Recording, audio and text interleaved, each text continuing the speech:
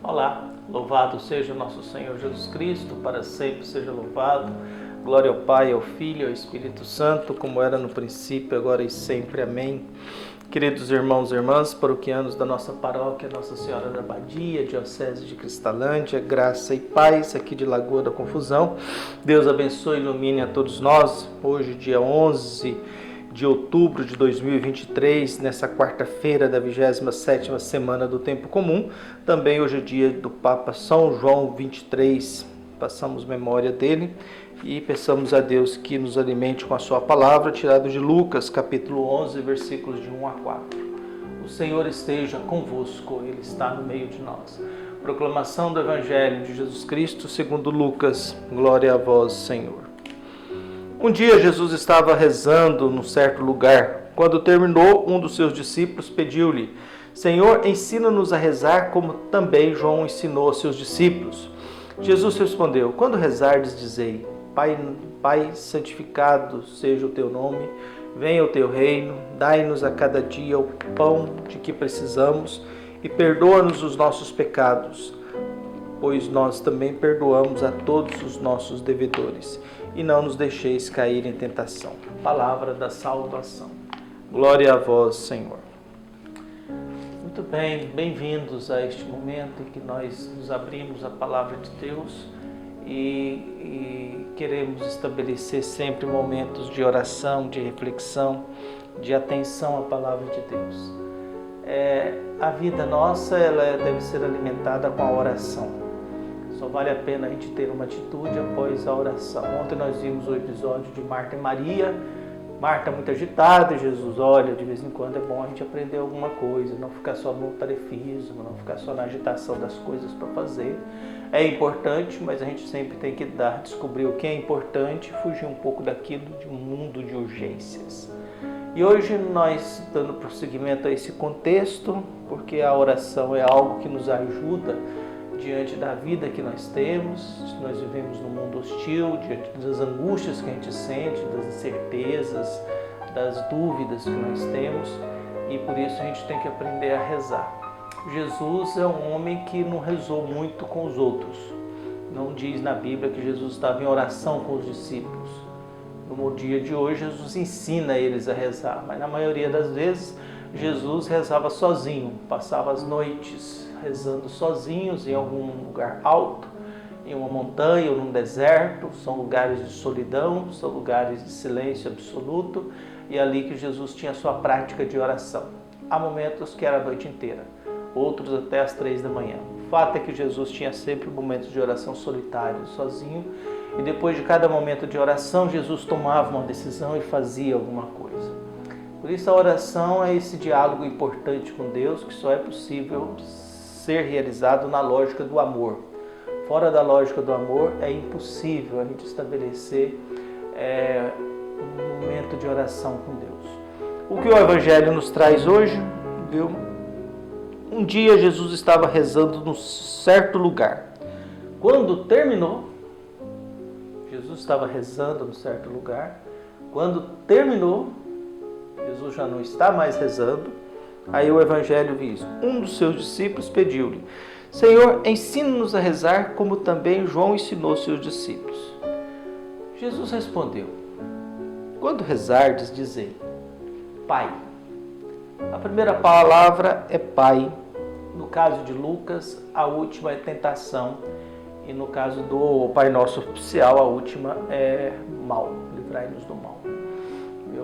O mal tem que ficar longe do Pai.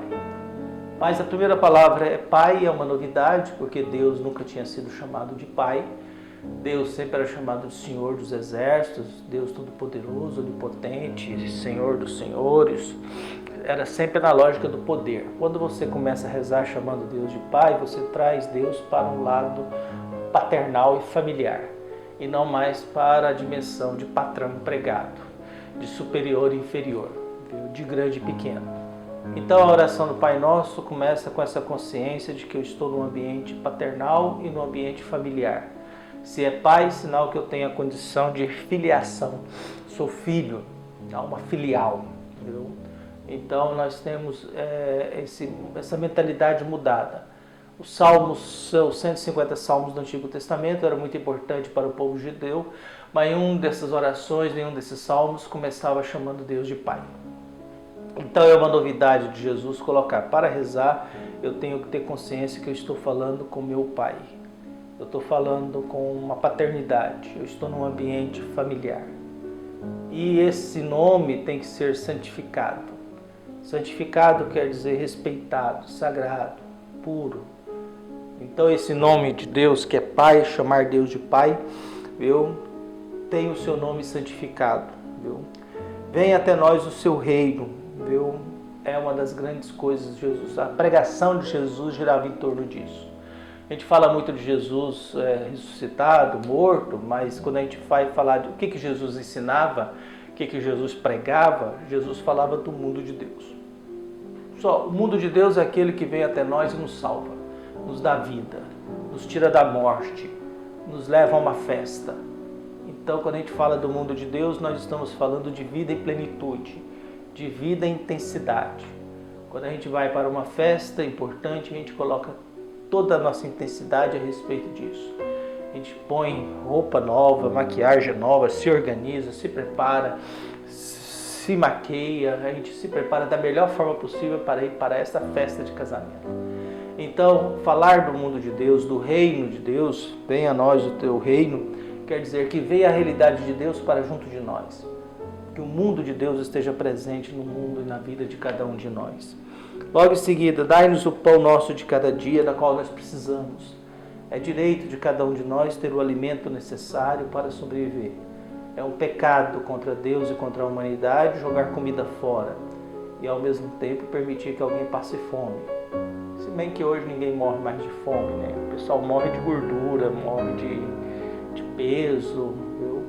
A gente conhece gente que morre de infarto porque estava muito gordo, mas a gente não conhece ninguém que morreu de fome.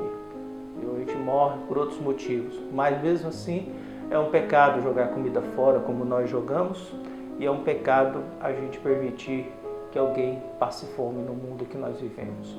A gente tem um projeto social aí, as mãos de Nossa Senhora da Abadia, a gente chama as pessoas para almoçar e a gente vê a necessidade que as pessoas têm e como elas comem com satisfação, com alegria, e repete, come, levam para casa, a abundância da comida. Tá? Essas coisas a gente tem que dar valor.